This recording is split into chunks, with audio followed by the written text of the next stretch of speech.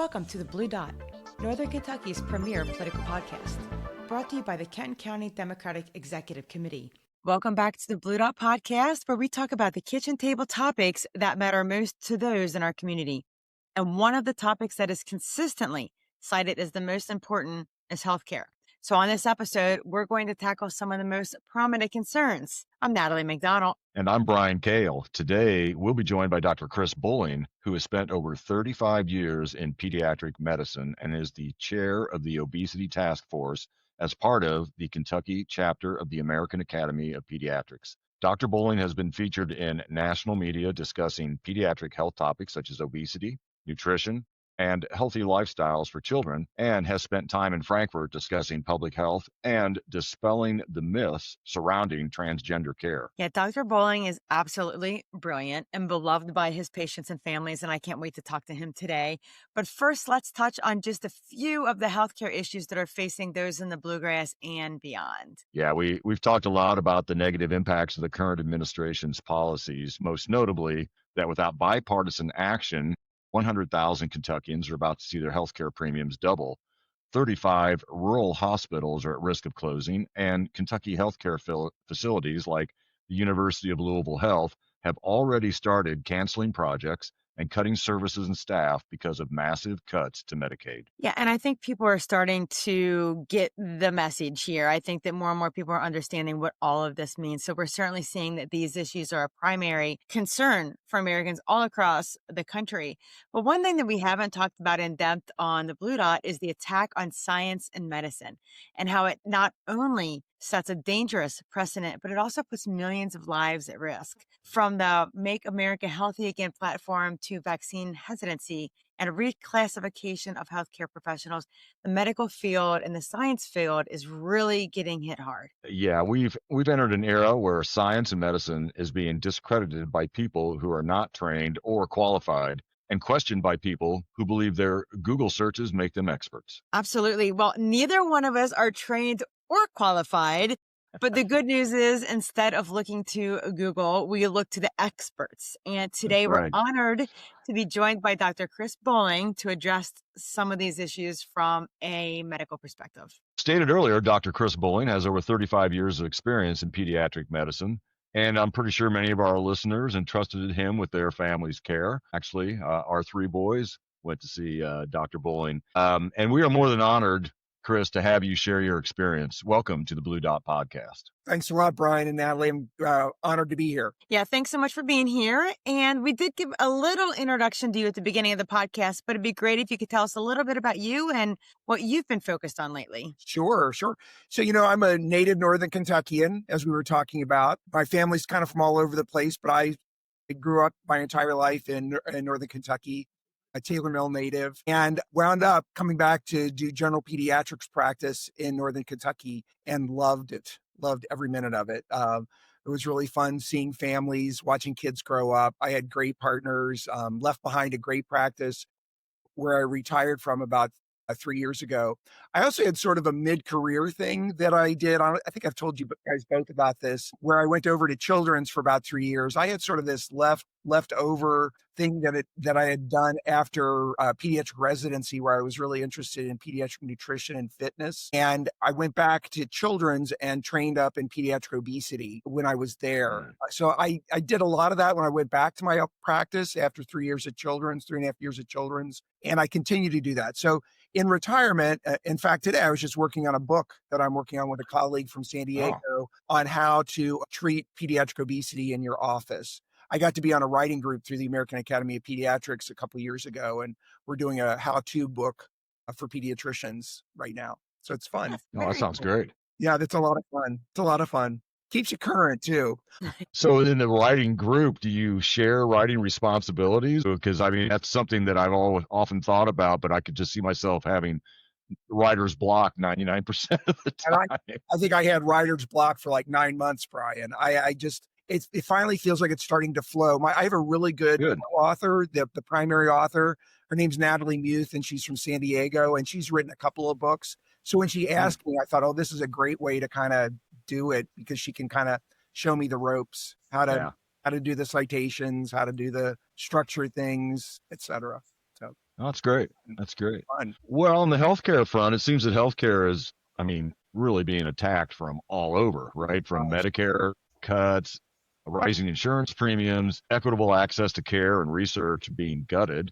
And with all this chaos and the rise of MAHA, aka Make America Healthy Again, I know it's a tough question. What do you see as the biggest challenges we are facing right now? Boy, I don't even know where to begin sometimes, Right. Brian. It's like, that old flood the zone thing that they did in the beginning of Exactly. this term. It's just like there's an attack on so many different levels. I really honestly am, there are so many things that I'm worried about. But I think the most clear and present danger is some of the stuff that's going on with vaccines at this point. Immunizations are really under attack. And I think it's not going to take long. People act like, oh, we won't see anything for a while. I'm like, no, we'll see things pretty quickly. Yes. And we'll see effects of this, of the lies that are being kind of put out there by the administration, by RFK Jr. We'll see some effects of that. And we're already seeing the effects of it. Yeah, we just saw Natalie and I were just talking prior to you jumping on that CDC's measles cases right now, as of I think it was last Tuesday, 1,912 this year versus 285 and 24 and 59 and 23. So that is a 14,000% increase year over year in measles cases. Yeah, it's going to come back quickly. Some of the ones that I think people don't understand too is like when we start quitting some of the other vaccinations, I think, and once you start sowing doubt, the other vaccination rates start coming down. There are some where you don't have to worry about measles coming back into the community. They're already there. Things like H flu and pneumococcal vaccines, those are against bacteria that we all have in our respiratory tract. So it's not like we have to wait for an index case to come back in and break through. They're going to happen right away when people quit vaccinating. And I think we're going to see a lot of that. Yeah, it's very disturbing. There were 3 deaths from whooping cough this year in Kentucky already. And those are all 3 were in kids who were not vaccinated. Yeah, and I think I read that in Kentucky leads all states in the number of whooping cough deaths, which is Well, really. actually, I think Louisiana has us on that. Oh, do they? Okay. Louisiana had an outbreak. The new second in command at CDC, who's been appointed, was the Surgeon General in Louisiana. He was placed in the number 2 position very quietly, but he was someone who was not encouraging vaccination, was not making Louisiana pediatricians aware of the outbreak. And they had lots of cases in Louisiana, lots of hospitalizations as well. And when you say there's other ones, so I've heard a lot about Hep B as well. And I think maybe you could speak to the misunderstanding of how it's transmitted. And prior to there being a birth dose, there were screening procedures set in place, but those failed, right? We still had a really high number of cases, even though they had screening procedures without the vaccine. So I don't know if you could speak to that a little bit. There's a lot of cherry picking with what this administration talks about with vaccine policy. They'll say like, oh, there are other countries like Denmark that doesn't do routine hepatitis B vaccinations. And look, their rates are no higher than ours. Well, Denmark also has universal health care and they have excellent screening.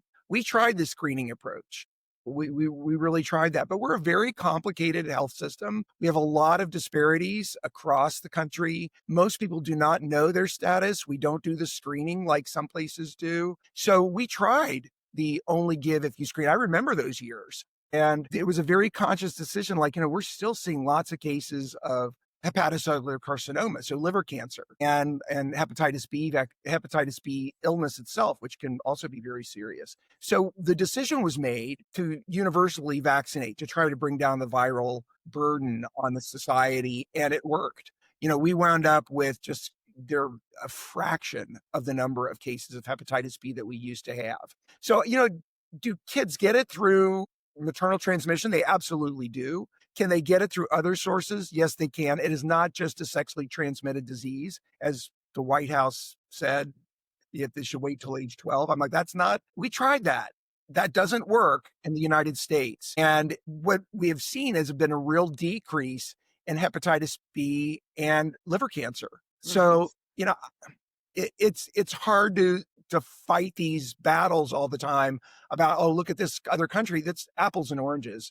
we got into the same battle. I know, we've talked before about the transgender healthcare stuff that, they constantly will bring up other countries that really are not a good fit for what goes on here. So at any rate, not a good comparison, but that's what's going on with hepatitis B currently.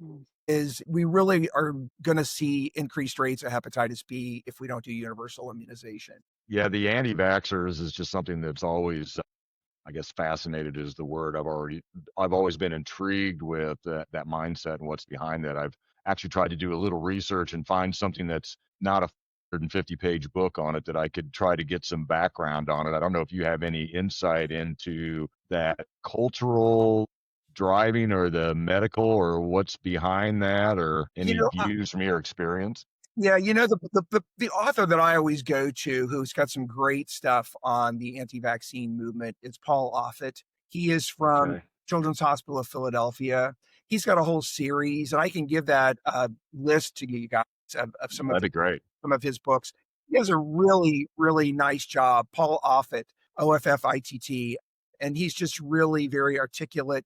He also gets death threats and all sorts of stuff. So yeah, he has some really great stuff on that, Brian, if you're ever interested. Yeah, I will definitely take a look at that recommendation. And then we were talking again previously before we jumped on the pod about the black box warning on the COVID vaccine that just came out, and I was not familiar with that. You and Natalie had a quick talk about it. Could you kind of bring us up to speed on what you know about that and what a black box warning is and what that means? Sure, sure. So those of us in medicine are very familiar with black box warnings. So the FDA will put a black box warning on a medication because whenever you start a medication, you always want to talk about side effects and what you need to be watchful of and et cetera. What are contraindications? And a black box warning is put on a medication if it's got a serious confirmed side effect that you need to be aware of.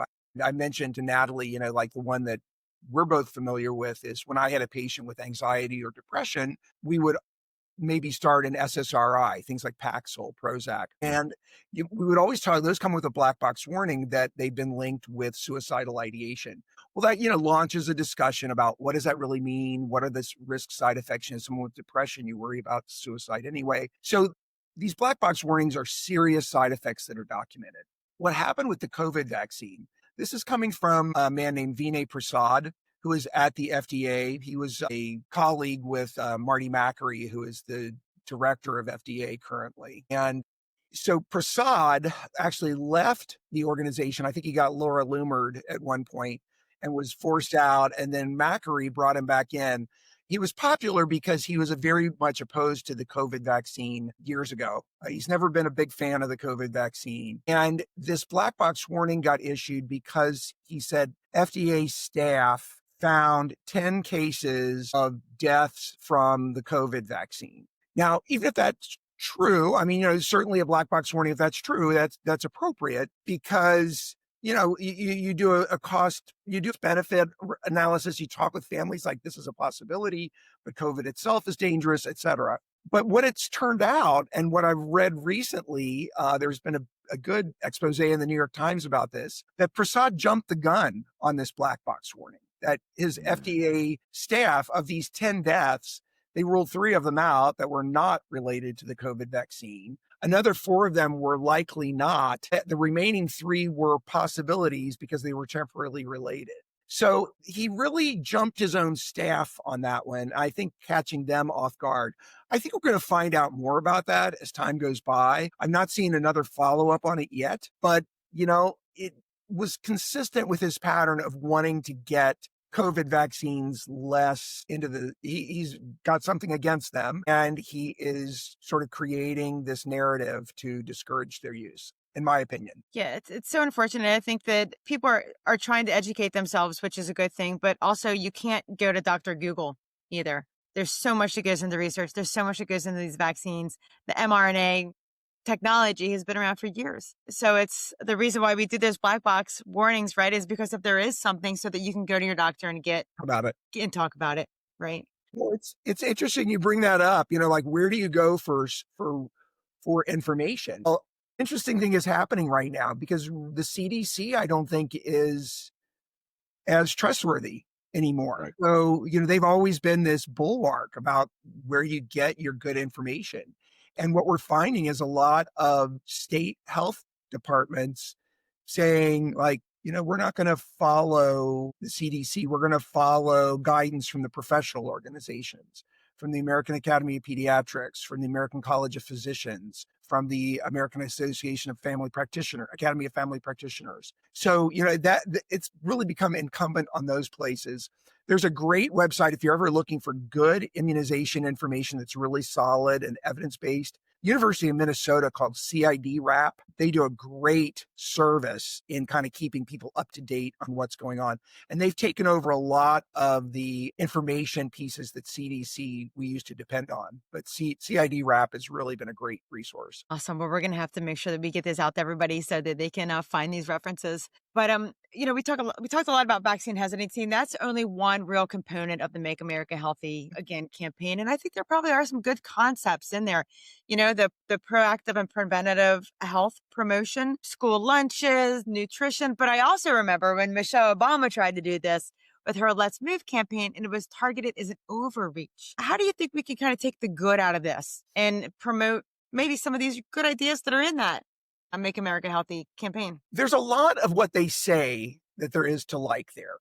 And I remember too, the pushback about the nanny state. Remember that argument with Michelle Obama's efforts? Yeah. So, do we all think that corn policy needs to be resolved and we need to figure out what to do with high fructose corn syrup rather than jamming it into foods? Do we want to get away from ultra processed foods? Do we want to eat healthy? Do we want our kids? I mean, that's what I spend my life doing. I'm writing a book on it. That's my thing. The problem is MAHA, out of one side of their mouth, talks about these things and gives them some sound, and that's wonderful. But they're also right behind cutting all research on that stuff. So really finding out more, really diving deep in there, really enacting good policy. I don't see the interest in doing that. They talk a good game. I'm not seeing concrete actions, honestly, in that front.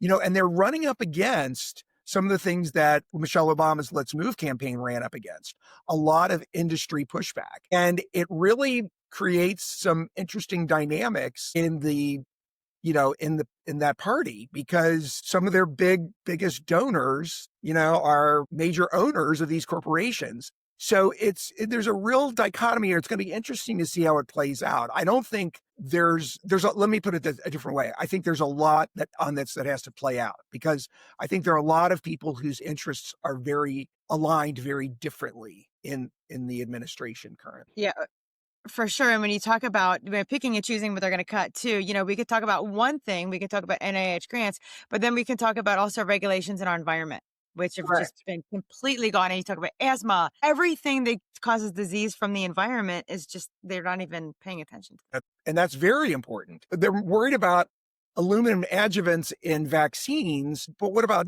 smelters and environmental exposures, which far exceed. Anyway, yeah, it doesn't make any sense. Yeah, with the NIH grants, I do want to talk about that a little bit because it is near and dear to my heart. I've spent the last 23 years in pharmaceutical clinical research, and 1,400 or more grants have been cut, billions of dollars in research funding. We're seeing HIV and dementia research and cancer research that are being cut. And I wanted to get your reaction on how you feel that this is going to affect us in the future. Can we recover from this? Because I think every day that we lose a day in research is the day that we're falling farther and farther behind on finding cures for people. I think you're as well versed in this, probably better than I am, Natalie. I think it's going to take a generation to pull it back, because how those studies go. They take a long time to get through. And you hear these things too, like we have done so much and spent so much time debunking the autism vaccine connection that just doesn't exist. And now we're, being told that we need to go back and that they want to fund to do those studies over again, or do them in a different way and do them as randomized controlled trials, which, that another one, like vaccine research is with a vaccine that is effective. You can't ethically do a randomized controlled trial on measles vaccine. That's unethical because we know it works and we know it's effective. So yeah, I think we're going to lose a lot of time, and I don't know how much. I don't know. What's your opinion? I think it's going to be a generation. Yeah, I agree. And I think the other thing is the data that we are collecting is now being skewed as well. For instance, I know people might not know this, but when you conduct a clinical research, you collect demographic data. At least that is the goal. For Alzheimer's, for instance, you have a higher incidence of Alzheimer's in Hispanics and in the Black population. So they want to collect that data. Universities lost their funding if they collected that data because that was considered DEI. So all of that, even the data that we're collecting isn't going to be right. So let's just say we have 4 years of this. How far that's going to set us back is, I guess, well, that'll be left to be seen. We're seeing that a lot in a lot of areas of pediatric research as well, that you just are not allowed. It's like denying that disparities actually exist. Yeah.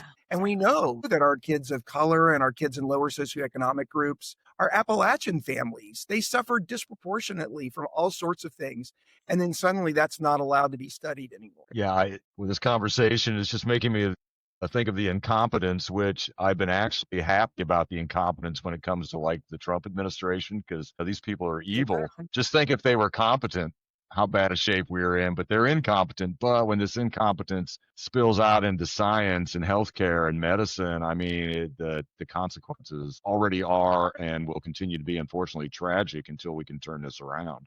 And hopefully it won't be another 4 years, Natalie, because if we have a good 2026 midterm and we take control of the House and the Senate, maybe some of these programs can get reinitiated. But again, the time we've lost, you won't be able to make that up overnight, just as you both have stated. Well, Chris, you're an advocate for public health in general. And how do you think we can overcome the misinformation and distrust that's been sown in the general public so that we can really begin to make meaningful process again? I mean, once we can kind of get past this, or how do we combat it while it's underway?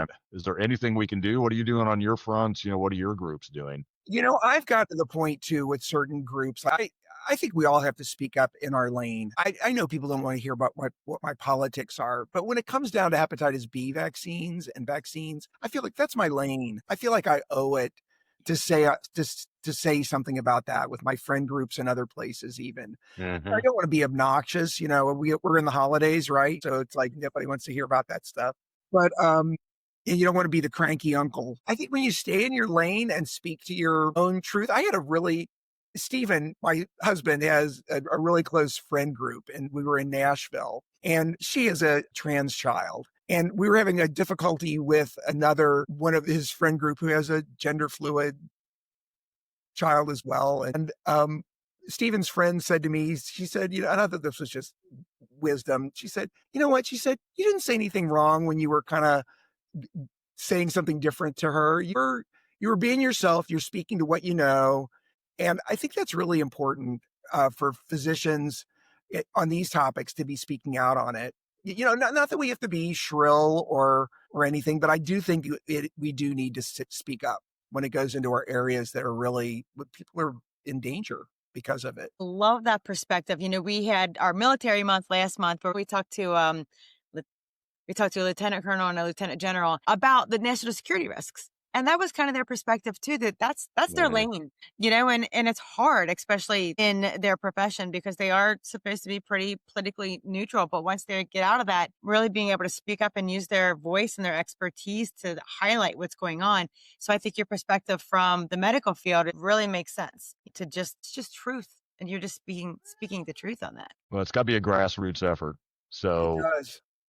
We can speak, as you said, from our own kind of expert positions, or at least our lived experience, and if you speak with passion and clarity and try to maintain civility, hopefully those messages will start getting through. And boy, I've messed it up so many times. Even with patients, and it pains me sometimes, when I'm like, I read something very wrong. I thought, oh, there's certainly all they need to hear is me say, you really need to get this. I'm like, oh no, they were very much going anti-vax on me, and I didn't read it right. And these are very uncomfortable conversations. And so you pull back a lot of times, but I do think that you just kind of get back up and go, just try to speak the truth. It's hard. Yeah. You touched a little bit on the transgender issues, and I know this isn't your specialty, but I've heard you speak before about dispelling the myths of transgender care, specifically in youth. And as you know, Governor Beshear vetoed several bills that were banning or tried to ban gender affirming health care and other just basically cruel legislation built on false information. But if you could dispel just a couple of those top, more harmful myths, Well, I'd love to hear your perspective on that. you're right. I'm not a transgender medicine specialist. I'm a general pediatrician. But so over a course of about 30 years, I had probably 24 kids who persistently identified as transgender. So you guys know my practice, like several Hmm. doctors, you know, 14 doctors, several nurse practitioners, several PAs. So big practice. And we're talking 24 kids over a 30-year course, not very many. And these were kids who had persistent, like kids who, like over time, really consistently said it. It wasn't a phase, it wasn't anything else. They definitely identified differently. And so those kids, we knew those kids, they were our patients. So this was all happening right as I was retiring. And there were a lot of threats coming to institutions that delivered gender affirming care that they were scared to speak up. And so the local chapters of the American Academy of Pediatrics, both in Kentucky and Ohio, were like, we need somebody who can speak to this. And so I'm like, okay, I think I can speak to this. We've been through the advocacy wars and how to, what you say and what you don't say. So I sort of got drafted into the position. So I got to testify twice in Frankfurt and twice in Columbus. And there's so much misinformation out there. Like they have there's a very specific group of people that fly around and they're very much on point. And they've gotten the message out that gender affirming care means medications, means surgery on really young kids. And that has not at all been the experience of any of my colleagues with gender affirming care. For us, gender affirming care means you give the kids space and time, you talk it through, you don't do anything that causes lasting changes until they're able to really understand what that means. I've never, ever seen surgery done under the age of 18. And you heard all these things like, oh, this person got that, this person got that. Well, people can take their daughter to a plastic surgeon for breast augmentation under age 18.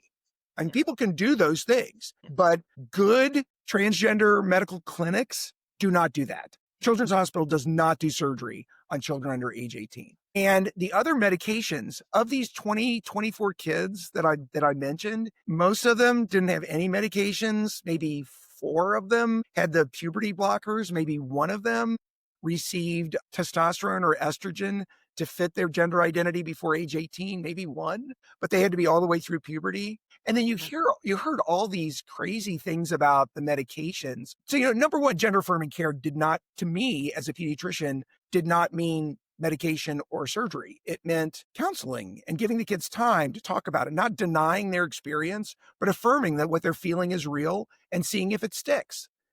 And then the medications, like people were calling them chemical castration and this other stuff. The medication, these so-called puberty blockers, they've been around since the early 90s. They were a revolution for kids who had what's called precocious puberty. There's some enzymatic defects where kids will get, they'll go through puberty too soon because they have like a testosterone producing tumor or a series of events where they get too much testosterone and they go through puberty at age 6. Well, you have to delay it. Otherwise, they're going to be, they're going to go through puberty at age 6 and they're going to be 3.5 feet tall. So these medications have been used for that circumstance. Are there side effects? Of course, there are side effects with everything. But you go through that with families, just like we were talking about before with the black box warnings. You go through those things and talk about what this means, and you do it very thoughtfully. And you give it in order to like delay things, to give the families and the kids time to process. Because it's really, if we go through puberty, some of that is not recoverable. And these medications really are considered completely reversible. You hear people say they're irreversible. I'm like, they're reversible. Now, the cross-sex hormones, as they call them, giving it estrogen or testosterone, those are what endocrinologists will say are partially reversible. So there are some side effects from those, some effects, not even side effects, but some effects from those that you need to be really sure of what's going on before you initiate those things. And those are done, like I say, after many, many, many visits and lots and lots of getting both parents on board and getting everybody comfortable with it, having the child assent. Never done quickly or under duress in my experience at all, or any of my colleagues' experiences. The other thing too is like you hear all these crazy things. Like when you really get drilled down to the root of the issue is, I don't think that a lot of these people think that being transgender is a thing. When you really start drilling down with them and you hear what some of the things they say, they sort of expose themselves as feeling like, I don't really think it's a thing. I remember one legislator in the state of Ohio said on the floor of the Senate, not that your sex was assigned at birth. She said, your sex is determined at the moment of conception. If you are XX or XY, that is where your sex and gender is assigned. That's what God intends you to be. Well, that doesn't really fit because some people aren't XX and some people aren't X or XY. They're XXY or they're XO, meaning they have only one X chromosome, or they have androgen insensitivity, meaning that their organs do not respond to the effects of testosterone. So you can have an XY person come out looking exactly like a girl, develop exactly like a girl, only know that she's got XY when she doesn't go through puberty because she doesn't have a uterus. But she's a girl in every way. She looks like a girl. She's developed like a female because her organs don't respond to testosterone. So it's much more complicated than I think state legislators can figure out, but they certainly have opinions on it. I think it's just a way it's the uncertainty and to be able to inject fear and raise concerns to people that it's somewhat of a ruse of how they're using it when they state policy is like, one of the things they say is no transgender males in female sports is like one of their top national policy concerns. And to your point, the transgender population is like what 0.5% or something of the entire population.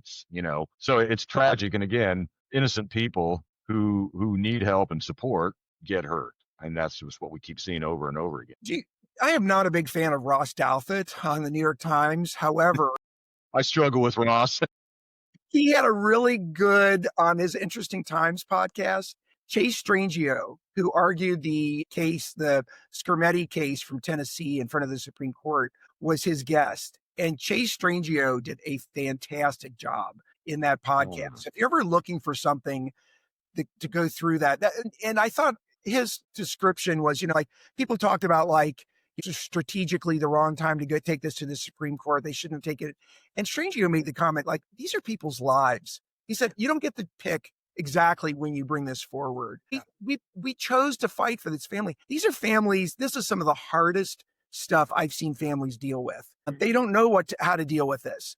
And the last people who should be sticking their nose in this really difficult, intimate family decisions are state legislators who don't know what they're talking about. Why they feel obligated to inject themselves there, it's maddening. Yeah. Politicians in the exam rooms, right? Wrong place. What could possibly go wrong? Wrong place for them. Let families and physicians figure it out because it's hard. It is really difficult. Yeah, they made it like the hallmark of all of their campaigns. It's every commercial they're talking about it. It's nonstop. And it kind of makes me think of this quote from Wicked when Elphaba says they need someone to be evil so they can be good. And I think it's real. They have to find somebody to target so that they can look good. But these are people who aren't doing anything wrong, regardless of how you feel about it. Unless you sit down and you talk with someone or the medicine or the genetics behind it, then just stop the hate. And that's what animated me going to Frankfurt and Columbus, Natalie, was just like, I know these families and I know what they're going through. I'm doing this for them. I mean, I got accused by one of the Kentucky state legislators because I made a point. I said, you start doing things like this, you're really going to mess up, insurance coverage for things, blah, blah, blah. And that was interpreted by one of the state legislators saying that, well, you heard the doctor, all he's interested in is money. I'm like, yeah, that's not what I said. But you just got to keep in mind, that these are real families that you're fighting for. Yeah. Well, so the childhood obesity, one more question here, one more topic we wanted to jump on if you have a moment. Obesity is an epidemic in our country. We were interested in your thoughts on GLP-1s, some of the Ozempic and other weight loss medications. for use in adolescents and adults. Where do you stand on that? What are your thoughts on that? That is such an interesting. Well, of course, I geek out on this stuff, Brian, because it's my zone. But like I said, I think I mentioned to you, I was on the writing group for the American Academy of Hmm. Pediatrics on the management of pediatric obesity, and so it's a clinical practice guideline, which is like our highest level of evidence support. And we went through our team actually and reported back all the findings from all these studies. And we looked at like 14,000 studies, and we called out about 90% of those didn't have adequate powering or adequate statistics. And then you finally get down to a group of about 450 articles that really powered this whole clinical practice guideline. When the information came back on the use of GLP-1s in adolescents and this sum total review, we were shocked. I would remember being in the room, and on some of the calls we're like, really? That's the results? That is like, because you read a study here and a study there, and you think like, okay, how does this all fit together? But when we got this summary result of like, this really works for kids in these circumstances, we're like, it's incumbent on you to get that message out, and it was not a popular message. I mean, there was a lot of people, and there's still a lot of people that just are not fans of that conclusion that was drawn. But for kids, when you make the decision based on health, I mean, these are kids.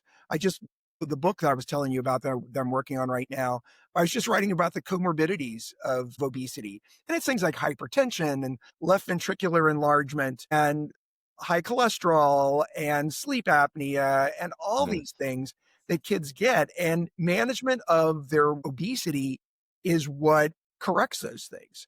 So we're not talking about doing this for cosmetic reasons. We're talking about this because these are kids who are sick. These are kids who are getting type 2 diabetes at age 14. These are kids who are having sleep apnea at very young ages. So you take things like surgery and medications very, very seriously, but you do them because you're worried about their health. Yeah. So I think in the right setting with the right person prescribing them, again, like we were talking before, it should be done by people who are comfortable with the medications, with a lot of discussion, what it means, with a lot of, you never do them in isolation because, if kids quit eating, they'll get malnourished. If you give them GLP-1s, we all worry about their nutrition. And when people say, well, what's the long-term sequelae from this? I'm like, we don't know. We don't know. Anybody who tells you, 50 years, this is what will happen, they're making it up. We don't know. But what we're seeing is we're seeing kids with type 2 diabetes now, and seeing kids with hypertension now, and kids who are dying with these complications in their 20s. So, it's kind of an urgent issue for our kids with severe obesity. Is it for everybody? Completely not. But is it for kids who have serious complications from obesity? Yeah, it is. Wow, that's great news. They're Go game Miracle changers. Brook. Yeah. Yeah. Well, it's another tool in the toolbox. It right? is.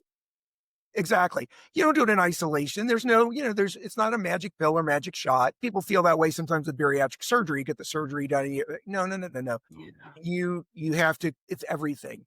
And these families and patients who deal with obesity, it is really difficult. They've lived their entire life being told that they're lazy or that they don't have willpower or this or that.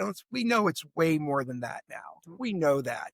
They have different food noise going on. They have different satiety cues. There's familial patterns. There's availability of food for exercise. There's all sorts of things that go into it. And so we just need more tools in the toolbox for it. Unfortunately, now we have some. Well, good stuff. Well, thank you so much. We covered a ton of topics, but one more thing before we let you go. Sure. We like to do a little fun lightning round with all of our guests. 5 quick questions, if you're up for that. Sure. Okay. Well, I tried to make them a little bit healthcare related, try to make them fun as well. So, all right. So if you are going to splurge on a meal or have a cheat day, what are you reaching for? So I love Indian food. So I would probably go to Guru in Crescent Springs or Baba in Oakley and get, a big pile of Indian food. Pile it on. All the rice, carve it up. Sog mushroom. Yeah.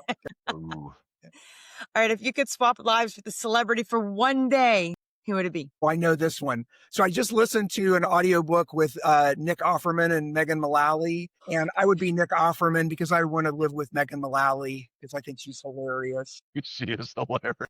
Two is the greatest television character of all time from Parks and Rec. Both of them are national treasures. Yes. My God. All right. What's the funniest question a kid has ever asked in your Wow. clinic? Well, for those of you who, I have a gray beard, as you can tell, and dark hair. So I had an 11-year-old once. I was wrapping up a visit with him and I said, Chase, do you have any other questions before I leave? And he said, yeah, Dr. Bolling, I got one more question. He said, do you use product in your hair? I said, well, yeah, sometimes I do use gel. I do. He says, so I thought so because your beard is very different color than your hair. But dye my hair, Chase. This is just the way it happens. I'm not using just for men for my hair. This is just me. Groups formula. Exactly. Shoe polish. Well, he was intuitive, I mean. I use product, not that kind of product. All right. Would you rather run a marathon or bike a century ride, which is 100 miles? I've actually done both. So I would pick the bike ride just because you get to see more stuff, less orthopedic issues. Yeah. So I would do the bike ride. As long as you have a good bike. Yes, right? You need definitely. good equipment. And lastly, if you were not a pediatrician, what specialty would you have pursued? I think, I come from a family of applied scientists. They're all engineers, teachers, and healthcare. So I think I would have been a teacher. I think I probably would have been, and I really like kids. So I think I probably would have been an elementary or junior high teacher. You kind of are. You would have been a great one. Oh, thank you. That's I keep them entertained try to keep them entertained for like 10 minutes. I had a group of like 10 Girl Scouts one time at the office. I was out of my bag of tricks in about 15 minutes. I'm like, let's go for a walk. I don't know what else to do with you. Go for a walk. Well, yeah. Dr. Chris Bolling, we sure appreciate you joining us today. Your insights are remarkable, and thank you so much for the time and all the work that you're doing to make our kids and, truly make America healthy again. You're actually doing that work, and we really appreciate that. Thank you for what you guys are doing, too. It's important to get the word out. Thank you. Thanks. Well, thanks so much. Appreciate it. My pleasure. As you know, we like to end each full-length podcast with a call to action. If you care about keeping Kentucky families healthy, now's the time to act. Share this episode with a friend and join the conversation because your voice can help protect healthcare in the Commonwealth. Visit the Healthy Kentucky Home at www.ourhealthykentuckyhome.kentucky.gov. And there you'll find a myriad of resources available, which are designed to engage and inspire Kentuckians on a personal journey of achievable health and wellness improvements. Our Kentucky Home promotes simple, healthy lifestyle changes with a special focus on helpful and healthy wellness programs available to all Kentuckians throughout the Commonwealth. Wow, that sounds like quite the program. As far as a call to action from my side, I'm just keeping an eye on protests and demonstrations and any kind of commercial shopping type of thing that people are doing, any boycotting, et cetera. There's some here and there.